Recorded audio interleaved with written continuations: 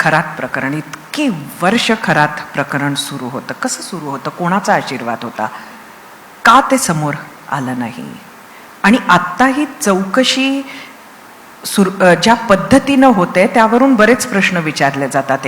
ज्या नेते मंडळींचे फोटो खरात बरोबर आले त्यांना चौकशीला कधी बोलवल्या जाणार आहे का? त्यांना काय माहिती आहे हे विचारल्या जाणार आहे का? पहिली गोष्ट तर हे झालेलं प्रकरण अतिशय वाईट आहे. म्हणजे अतिशय गलिच्छ अशा प्रकारचा हा प्रकार आहे.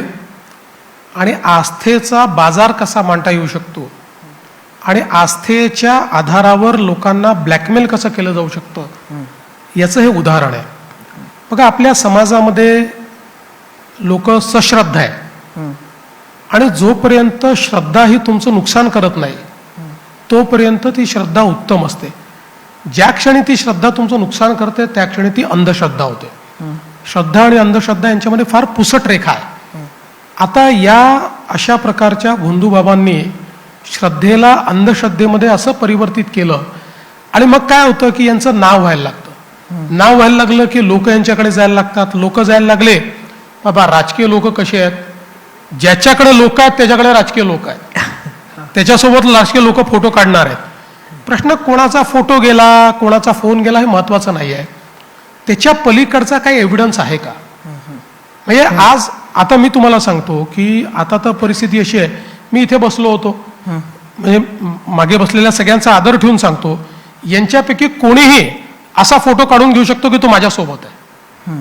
फोटोग्राफी आहे ती एक अगदी सोपं आहे.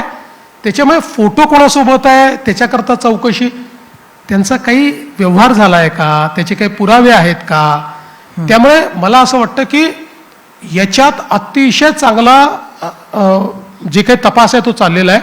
पहिली गोष्ट, आम्ही प्रोएक्टिव्हली कारवाई केली आहे.